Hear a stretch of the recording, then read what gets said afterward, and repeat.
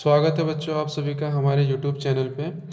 तो बेटे हम 9th क्लास के चैप्टर नंबर 7 को जो चैप्टर का नेम जो है ना मोशन, उसको आज हम डिस्कस करेंगे, जिसके अंदर टोटल 8 टॉपिक्स हम कवर करने वाले हैं। फर्स्ट जो टॉपिक है ना उसका नेम है motion and rest, second one distance and displacement, third uniform and non uniform motion. उसके बाद डिस्कस करेंगे speed and velocity, average speed and average velocity, then acceleration as well as retardation. उसके बाद उसका देखेंगे graphical representation. Then eighth one is uniform circular motion. Video के आखिर तक बने रहे बेटे, हर एक टॉपिक को क्या अच्छे से एक्सप्लेन करने की मैं पूरी कोशिश करूंगा, ठीक है। चलिए देखिए मोशन का डेफिनेशन देखते हैं first. A body keeps on changing its position is called motion. बेटे कोई बॉडी है जो अपनी पोजीशन को चेंज कर रही है टाइम के साथ साथ, तो ऐसे बॉडी को हम बोल सकते हैं body is in a motion. जैसे कि फॉर एग्जांपल ये हमारा पेन रखा हुआ है, तो ये पेन क्या कर रहा है, अपने टाइम के साथ साथ क्या है, अपनी पोजीशन को चेंज कर रहा है। यानी कि कोई बॉडी है जो अपनी पोजीशन को एक जगह से दूसरी जगह पर जा रही है टाइम के साथ। ऐसे ऑब्जेक्ट को हम बोलेंगे object is in a motion, ठीक है। जैसे कि एग्जाम्पल देखें, फर्स्ट अ रनिंग बॉय, सेकेंड वन अ फॉलिंग लीफ, ठीक है। आई होप आपको समझ में आ गया होगा। नेक्स्ट जो टॉपिक है हमारा रेस्ट बेटे एज ए मोशन के जैसे उल्टा, जैसे आपको बेसिक नॉलेज होगा रेस्ट यानी कि किसको कहते हैं। डेफिनेशन के थ्रू देखते हैं, a body cannot change their position with time. जो बॉडी अपनी पोजीशन को चेंज नहीं करती है टाइम के साथ साथ, ऐसे ऑब्जेक्ट्स को बोल सकते हैं object is in a rest. जैसे कि फॉर एग्जांपल ये पेन है बेटा, मैं इस पेन को अगर यहाँ पे आज रखा हूँ और कल आकर इसको देखूंगा तो ये ऑब्जेक्ट क्या है, यहीं पे है, क्योंकि अपनी पोजीशन को चेंज नहीं कर रहा है। तो इस ऑब्जेक्ट को बोल सकते हैं object is in a rest. यानी तो एग्जांपल ये भी लिख सकते हैं, a body a book kept on a table. Second one sleeping, जब बेटे आप सोते हैं, जब स्लीप यानी कि सो जाते हैं आप, तब क्या करते हैं, आपकी बॉडी टाइम बीतते रहता है लेकिन आपकी बॉडी की पोजीशन क्या है, चेंज नहीं होती है। तो ऐसे बोल सकते हैं a body is in a rest, ठीक है। तो यहाँ पर एक नोट पॉइंट मैं यहाँ पे मेंशन कर रहा हूँ जो कि बहुत इंपॉर्टेंट है। देखिए बेटे, motion and rest are related to each other, related to each other, related to each other. अब मैं ये पॉइंट किस हिसाब से बोल रहा हूँ, देखिए motion and rest are related to each other. बेटे दोनों क्या है, आपस में रिलेट है। जैसे कि फॉर एग्जांपल बोल सकते हैं, कोई इंसान कार में बैठा हुआ है, दो इंसान क्या है कार में बैठे हुए हैं, और एक इंसान क्या है बाहर से उसको देख रहा है। बाहर से देखने वाले इंसान को क्या लगेगा, वो दो जो कार में जो बैठे हैं वो क्या है, मूव कर रहे हैं। जब वो कार मूव करती है ना तो वो मोशन में लगेंगे। अगर वही दो इंसान, जैसे कि यहाँ पे मैं ड्रॉ करके बता देता हूँ मैं आपको,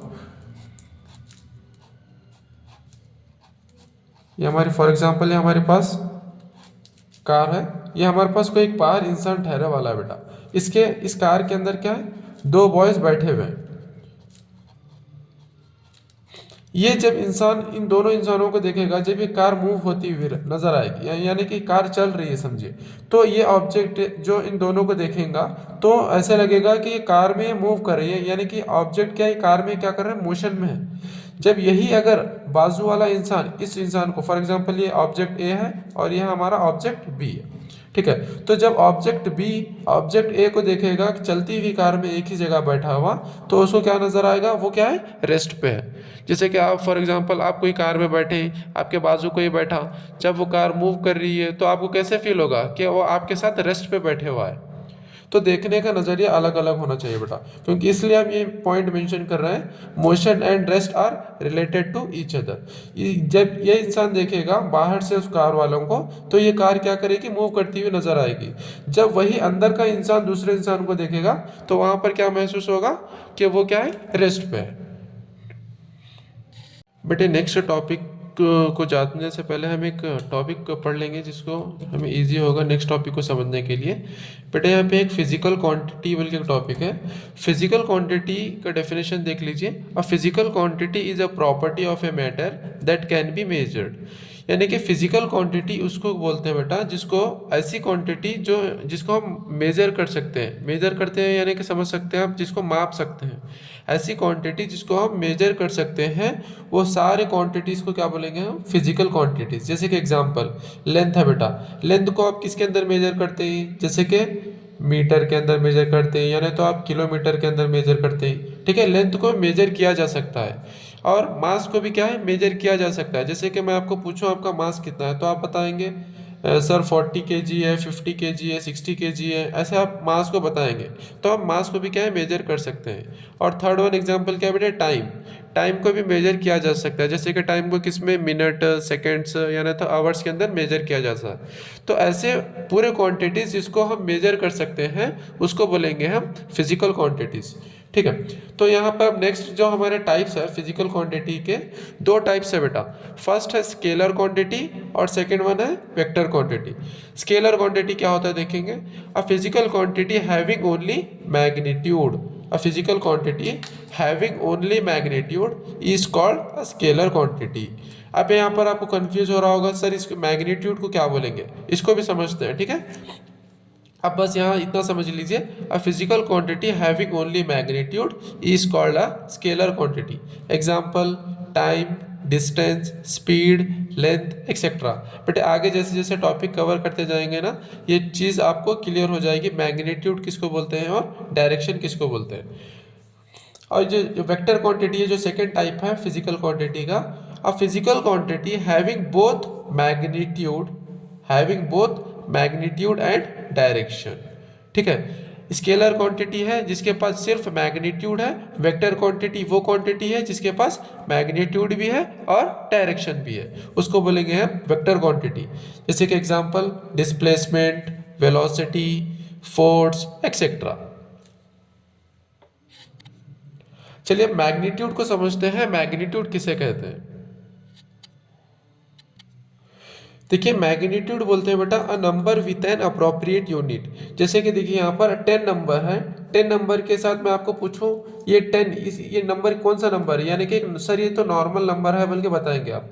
जैसे ही उसके साथ एक यूनिट जोड़ा जाएगा तो उस नंबर की वैल्यू पता चलेगी, मतलब वो नंबर की अहमियत मालूम होगी, हम वो नंबर को किसके अंदर इस्तेमाल कर रहे हैं। जैसे कि यहाँ पर 10 kg बोल के यूनिट यूज़ करें अपन, तो 10 kg यानी कि बेटा हम इसको मास को यानी कि आपके वजन को मेजर करने के लिए यूज़ कर रहे हैं। तो ऐसा नंबर जिसके साथ कौन सा भी एक अप्रोप्रिएट यूनिट होता है उसको बोलते हैं मैग्नीट्यूड। जैसे कि यहाँ पर एक नंबर है देखिए 5, 5 के साथ एक यूनिट जुड़ा हुआ है बेटे लीटर, जैसे कि 5 लीटर। तो इसको यहाँ हमें क्या पता चला, इस 5 को हम किसके लिए यूज़ कर रहे हैं, कोई भी लिक्विड चीज़ को मेजर करने के लिए, जैसे कि वाटर हो दो या नहीं तो मिल्क हो दो या नहीं तो ऑयल हो दो, कुछ भी हो दो। ठीक है, तो 5 लीटर्स, तो ऐसा कोई एक नंबर जिसके साथ कुछ ना कुछ यूनिट हो, ऐसे नंबर को बोलेंगे, ऐसे चीज़ को बोलेंगे हम मैग्नीट्यूड। जैसे कि और एक एग्जांपल देखिए 25 सेकेंड्स, यानी कि 25 जब तक बोलूँगा मैं आपको सर आप बोलेंगे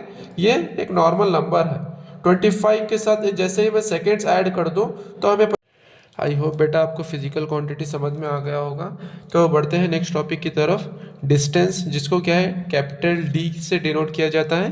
जिसका डेफिनेशन देखिए, द टोटल पाथ और actual path covered by an object is called a distance, is called a distance. बेटे टोटल पाथ या एक्चुअल पाथ, यहाँ पर मैं ड्रॉ करके आपको एक्सप्लेन कर देता हूँ। टोटल या एक्चुअल पाथ यानी कि कोई भी ऑब्जेक्ट जो टोटल ट्रैवल करता है, जो पूरा ये जो पाथ बोलते हैं ना वो रास्ते को बोलते हैं, जो टोटल जो पूरा रास्ता जो ट्रैवल करता है ना उसको बोलते हैं डिस्टेंस। जैसे कि फॉर एग्जांपल यहाँ पर कोई इंसान है जिसकी इनिशियल पोजीशन है बेटे आई, ठीक है, आई इसकी इनिशियल पोजीशन है और उसको जाना है फॉर एग्जांपल यहाँ पर उसकी फाइनल पोजीशन है। ठीक है, तो यहाँ पर फॉर एग्जांपल ये आपका घर है और ये क्या है आपका हमारा फिजिक्स एकेडमी है, समझिए एग्जांपल ले रहा हूँ। ठीक है, तो ये उसको जाने का रास्ता है, समझिए ऐसे इस तरीके का, बीच में जंगल कुछ भी होगा। तो ये जो ट्रैवल करके जो जा रहे हैं ना बेटे, जो यहाँ पे देखिए फर्स्ट क्या है, इस डायरेक्शन में जाएगा, फिर बाद में इस डायरेक्शन में, यानी कि जाने का रास्ता क्या है, कुछ टेढ़ा मेढ़ा है, मतलब सीधा रास्ता नहीं है। तो ऐसा रास्ता बेटे जो टोटल पाथ जो ट्रैवल करके इनिशियल पोजीशन से कोई ऑब्जेक्ट फाइनल पोजीशन की तरफ जा रहा है, ये जो टोटल जो रास्ता है ना, उसको बोलेंगे हम एक्चुअल पाथ। एक्चुअल पाथ भी बोल सकते हैं, या नहीं तो इसको टोटल पाथ भी बोल सकते हैं। टोटल पाथ यानी कि पूरा रास्ता। Total path travelled bye an object is called a distance. ठीक है, तो द टोटल पाथ और the actual path covered by an object is called a distance. Distance is a scalar quantity. ठीक है, मैं आपको समझा चुका हूँ बेटे स्केलर क्वांटिटी किसको बोलते हैं। ऐसी क्वांटिटी जिसके पास सिर्फ और सिर्फ मैग्नीट्यूड चाहिए, यानी कि फॉर एग्जांपल आपके घर से लेके फिजिक्स एकेडमी है फॉर एग्जांपल 10 किलोमीटर, 10 किलोमीटर की क्या है डिस्टेंस पे क्या है फिजिक्स एकेडमी है। तो ये वाला 10 और उसके साथ एक अप्रोप्रिएट यूनिट है, तो इसको बोलेंगे हम स्केलर यानी कि मैग्नीट्यूड बोलेंगे। तो स्केलर क्वांटिटी उसको बोल रहे हैं जो सिर्फ मैग्नीट्यूड के ऊपर डिपेंड करता है, डायरेक्शन के ऊपर डिपेंड नहीं करता है। डायरेक्शन के ऊपर डिपेंड क्यों नहीं करता, यहाँ पर देखिए फर्स्ट क्या है, ऑब्जेक्ट इस डायरेक्शन में जाएगा, फिर क्या है रास्ता चेंज हो यानी कि अपने डायरेक्शन को चेंज करेगा, फिर क्या है इस डायरेक्शन में जाएगा, यानी कि हर पॉइंट के ऊपर ऑब्जेक्ट क्या कर रहा है, अपनी डायरेक्शन को चेंज कर रहा है। तो इसीलिए यहाँ पर सिर्फ scalar quantity having only magnitude, सिर्फ मैग्नीट्यूड के ऊपर डिपेंड करेगा बेटे स्केलर क्वांटिटी, डायरेक्शन के ऊपर डिपेंड नहीं करेगा, क्योंकि ये यहाँ पर एक पर्टिकुलर डायरेक्शन में मूव नहीं कर रहा है ऑब्जेक्ट। ठीक है, नेक्स्ट पॉइंट की तरफ जाते हैं। SI unit of distance is, SI unit यानी कि समझते हैं इसका फुल फॉर्म क्या है। SI unit of distance is a metre. ठीक है, जो लेंथ है ना बेटे इसको हम किसके अंदर मेजर करते हैं, मीटर के अंदर मेजर करते हैं। तो डिस्टेंस का एसआई यूनिट क्या हो जाएगा, मीटर। एसआई यूनिट का फुल फॉर्म देखिए, इंटरनेशनल सिस्टम ऑफ यूनिट। बेटे जैसे कि यहाँ पर फॉर एग्जांपल ये एसआई यूनिट यहाँ पर क्या बोलते हैं, जैसे हमारे इंडिया के अंदर मास को मेजर करने के लिए केजी यूज़ करते हैं और जैसे ग्राम यूज़ करते हैं, वैसे आउट ऑफ कंट्री के अंदर क्या है अलग यूनिट भी यूज़ किया जा सकता है, जैसे कि पाउंड बोल के भी यूज़ करते हैं, दूसरे यूनिट भी क्या है यूज़ करते हैं। तो यहाँ पर बेटे इंटरनेशनली हर एक यानी कि हर एक नेशन में क्या है बेटा अलग अलग यूनिट्स क्या है यूज़ करते हैं। तो यहाँ पर उसको एसआई यूनिट कहा जाता है। SI unit of distance is metre. हम यहाँ पर लेंथ को क्या है मीटर के अंदर मेजर करते हैं। चलिए next point, distance is always positive.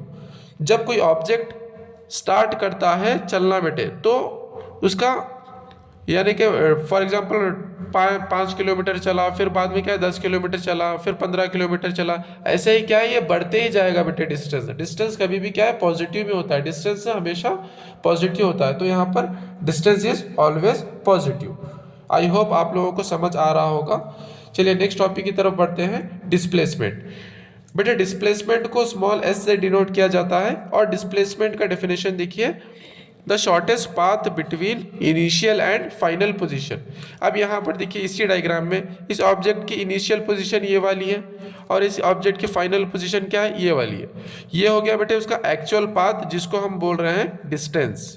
ठीक है, इसको बोल रहे हैं हम डिस्टेंस। अब डिस्प्लेसमेंट किसको बोल रहे हैं, शॉर्टेस्ट पाथ यानी कि शॉर्टेस्ट रास्ता, यानी कि छोटा यानी कि शॉर्टकट भी बोल सकते हैं हम। Shortest path between initial and final position of an object. तो यहाँ पर देखिए फाइनल ये है, इनिशियल ये है, तो इसका शॉर्टेस्ट पाथ क्या मैं ऐसे ड्रॉ कर सकता हूँ, यहाँ से यहाँ पे डायरेक्ट जा सकता है कोई ऑब्जेक्ट, यानी कि शॉर्टेस्ट रास्ता ये हो सकता है। तो जैसे कि यहाँ पर 10 किलोमीटर ऑब्जेक्ट ट्रैवल किया है, तो यहाँ पर शॉर्टकट रास्ते में फॉर एग्जांपल 10 किलोमीटर की जगह पर 5 किलोमीटर भी चला होगा। तो ऐसा रास्ता जो शॉर्टकट में हो, तो शॉर्टेस्ट पाथ बिटवीन इनिशियल और फाइनल पोजीशन के बीच में शॉर्टकट रास्ता हो, उसको बोलेंगे हम डिस्प्लेसमेंट। इसके पॉइंट्स देखते हैं। Displacement is a vector quantity. अब यहाँ पर वेक्टर क्वांटिटी किसे कहते हैं हमने पहले डिस्कस किया है। Vector quantities are those quantities having both magnitude as well as direction. यहाँ देखिए बेटे, यहाँ पे हम 5 किलोमीटर बोल रहे हैं, ये 5 नंबर है उसके साथ यूनिट है, ये वाला हो गया हमारा मैग्नीट्यूड। और यहाँ पर डिस्प्लेसमेंट जो है ना डायरेक्शन के ऊपर भी डिपेंड करता है, क्योंकि इनिशियल और फाइनल पोजीशन के बीच में जो शॉर्टकट जो रास्ता बनता है वो सिर्फ एक ही डायरेक्शन में मूव करेगा, यानी कि एक पर्टिकुलर डायरेक्शन में ऑब्जेक्ट मूव कर रहा है, जिसकी वजह से हम बोल रहे हैं displacement is a vector quantity. यहाँ पर वेक्टर क्वांटिटी बोल रहे हैं हम डिस्प्लेसमेंट को, क्योंकि ये मैग्नीट्यूड के ऊपर भी डिपेंड करता है और डायरेक्शन के ऊपर भी डिपेंड करता है। ठीक है, नेक्स्ट पॉइंट की तरफ जाते हैं। SI unit of displacement is metre. जैसे कि यहाँ पर हम 10 किलोमीटर यूज करें, इसी तरीके से लेंथ को भी क्या हम मीटर में ही यूज करते हैं, तो दोनों का एसआई यूनिट क्या होगा बेटा, सेम होगा। डिस्प्लेसमेंट में भी पॉजिटिव, नेगेटिव और जीरो। डिस्प्लेसमेंट पॉजिटिव भी हो सकता है, डिस्प्लेसमेंट नेगेटिव भी हो सकता है और जीरो भी हो सकता है। इसको देखते हैं हम, डिस्प्लेसमेंट पॉजिटिव, नेगेटिव और जीरो कैसे होता है। जैसे कि यहाँ पर देखिए कोई ऑब्जेक्ट बेटे ठहरा वाला है यहाँ पर, जिसकी इनिशियल पोजीशन है यहाँ पर, जीरो से स्टार्ट कर रहा है कोई ऑब्जेक्ट, जीरो से लेकर यहाँ पर 5 मीटर चला, 5 मीटर से सिर्फ 10 मीटर चला। ठीक है, यहाँ पर कोई ऑब्जेक्ट चल रहा है बेटे, 5 मीटर चला, 10 मीटर चला, तो यहाँ पर ये डिस्टेंस और डिस्प्लेसमेंट दोनों पॉजिटिव, यानी कि बढ़ रहा है, सिर्फ बढ़ रहा है। ठीक है, तो यहाँ पर डिस्टेंस हमेशा बढ़ता रहेगा, डिस्टेंस हमेशा क्या बढ़ता रहेगा। डिस्प्लेसमेंट नेगेटिव भी हो सकता है, जीरो भी हो सकता है। डिस्प्लेसमेंट जीरो कैसे हो सकता है, देखिए जैसे कि यहाँ से ये वो स्टार्ट करा था, इसकी इनिशियल पोजीशन ये वाली थी। ठीक है, तो ये वाला 10 मीटर चलने के बाद बेटे ये वही डायरेक्शन में अपोजिट आकर उसी जगह पर ठहर गया जहां से वो स्टार्ट किया था, यानी कि उसकी फाइनल पोजीशन भी यही वाली हो गई। तो उसका डिस्प्लेसमेंट क्या हो जाएगा, डिस्प्लेसमेंट किसको बोले हम, शॉर्टेस्ट पाथ बिटवीन इनिशियल और फाइनल पोजीशन। तो इसकी इनिशियल पोजीशन भी यही है, फाइनल पोजीशन भी यही है, तो हमारा डिस्प्लेसमेंट क्या हो जाएगा बेटा, जीरो हो जाएगा। इसीलिए बोल रहे हैं हम displacement is a positive, negative और जीरो। यहाँ पर हमने देखा जीरो कैसे होता है डिस्प्लेसमेंट, पॉजिटिव कैसे होता है। अब देखते हैं डिस्प्लेसमेंट नेगेटिव कैसे होता है। जैसे कि देखिए यहाँ पर 10 मीटर तक ऑब्जेक्ट चला है, 10 मीटर तक ऑब्जेक्ट चलने के बाद फिर वही डायरेक्शन में फिर रिटर्न आके जीरो पे आ गया, वही क्या अपोजिट चला है। जैसे कि फॉर एग्जाम्पल यहाँ पर 5 मीटर चला है समझिए, स्टार्टिंग से पहले 10 मीटर चला, फिर रिवर्स वही डायरेक्शन में आके फिर 5 मीटर रिवर्स डायरेक्शन में चला। तो इसका मतलब क्या हुआ, डिस्प्लेसमेंट कितना हो गया, -5, यानी कि जीरो से भी पीछे गया हो, पीछे गया है, पीछे की तरफ गया है। ठीक है, आई थिंक आप लोगों को समझ आ गया बेटे। डिस्प्लेसमेंट पॉजिटिव भी होता है, नेगेटिव भी होता है और जीरो भी होता है, लेकिन हमारा डिस्टेंस जो है ना हमेशा क्या होता है, पॉजिटिव होता है। यहाँ पर देखिए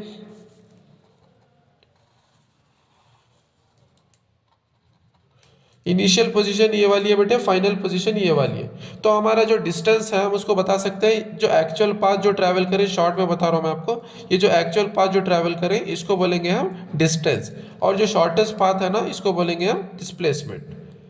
आई होप आपको समझ आ गया होगा बेटे। चलिए बढ़ते हैं नेक्स्ट टॉपिक की तरफ। बेटा नेक्स्ट टॉपिक की तरफ बढ़ने से पहले आप इस पेज का स्क्रीनशॉट ले लीजिए। इसका डिफरेंस कई मरतबा एग्जाम्स में पूछा गया सो है, आप इसका डिफरेंस भी इस तरीके से लिख सकते हैं। चलिए बेटा नेक्स्ट टॉपिक जो है ना यूनिफॉर्म मोशन, डेफिनेशन देखते हैं। When object covers equal distance in equal interval of time, जब कोई ऑब्जेक्ट सेम डिस्टेंस कवर कर रहा है सेम टाइम के अंदर, तो ऐसे मोशन को बोलेंगे हम uniform motion. When object covers equal distance in equal interval of time is called uniform motion. Example, motion of A car on the highway with constant speed. कोई कार है बेटे हाईवे के ऊपर जो क्या है कांस्टेंट स्पीड के से क्या है ट्रैवल कर रही है। जैसे कि यहाँ पर डायग्राम की मदद से भी देख सकते हैं आप, कोई ऑब्जेक्ट है जब उसकी इनिशियल पोजीशन है 0 पे, स्टार्टिंग के 5 सेकेंड्स में वो ऑब्जेक्ट क्या है 5 मीटर चला है, फिर नेक्स्ट 5 सेकेंड्स में फिर 5 मीटर चला है, फिर नेक्स्ट थर्ड टाइम भी क्या है 5 सेकंड में क्या है फिर 5 मीटर चला है। यानी कि यहाँ पर सेम ऑब्जेक्ट जो है ना सेम टाइम के अंदर सेम डिस्टेंस को कवर कर रहा है, तो ऐसे मोशन को बोलेंगे हम यूनिफॉर्म मोशन। तो यहाँ पर देखिए बेटे एक पॉइंट है जो कि आपको याद रखना है, acceleration is 0 in uniform motion.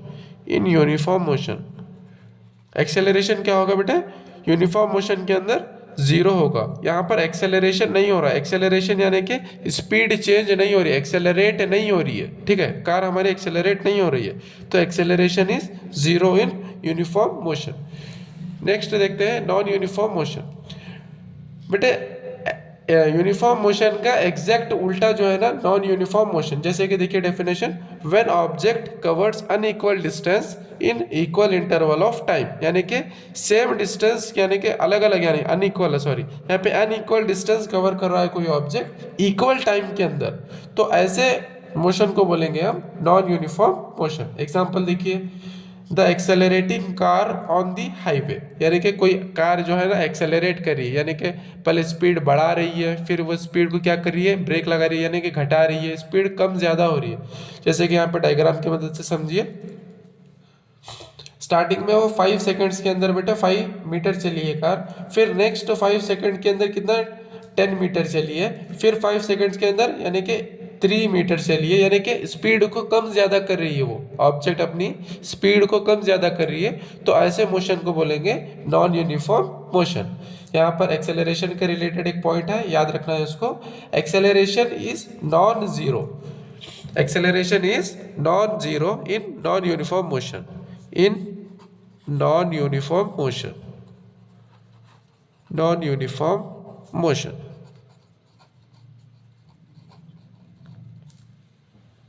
चलिए नेक्स्ट टॉपिक की तरफ बढ़ते हैं। चलिए नेक्स्ट जो टॉपिक है बेटे हमारे पास, हमारा टॉपिक है स्पीड एंड एवरेज स्पीड। ठीक है, स्पीड को समझते हैं। The distance travelled bye an object in unit time, यानी कि कोई ऑब्जेक्ट कितना ट्रैवल कर रहा है कितने टाइम के अंदर। जैसे कि फॉर एग्जांपल कोई इंसान है जो 50 किलोमीटर ट्रैवल कर रहा है 3 आवर्स के अंदर, यानी कि कितना डिस्टेंस कवर करा कितना टाइम के अंदर, उससे हमें यह पता चल जाएगा कि हमारे उस ऑब्जेक्ट की स्पीड कितनी थी।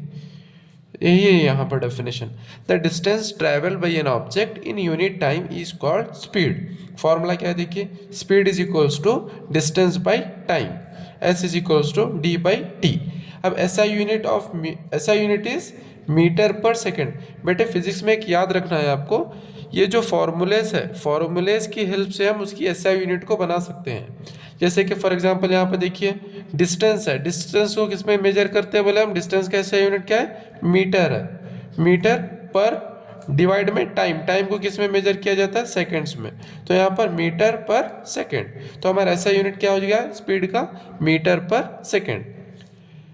देखिए speed is a scalar quantity, speed कौन सी क्वांटिटी है बेटे, स्केलर क्वांटिटी है।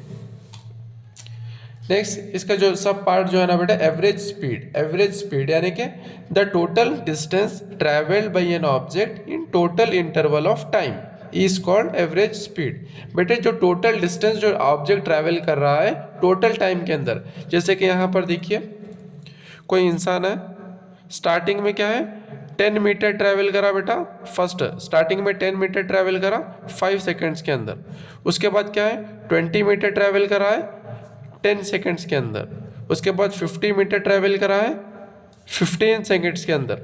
तो एवरेज स्पीड कैसे फाइंड कर सकते हैं हम, टोटल डिस्टेंस यानी कि कितना टोटल डिस्टेंस जो ट्रैवल करा है डिवाइडेड बाई टोटल टाइम, कितना टाइम में लिया है। जैसे कि यहाँ पे देखिए 10 प्लस 20 प्लस 50 कितना हो जाएगा 80, 80 बाई 10 ये कितना हो जाएगा 20, 20 30, तो ये हमारा क्या आ जाएगा बेटे एवरेज स्पीड। इसको सॉल्व करने के बाद 80 बाई 30 इज इक्वल्स टू जो भी हमारी वैल्यू आएगी वो आ जाएगी हमारे पास एवरेज स्पीड।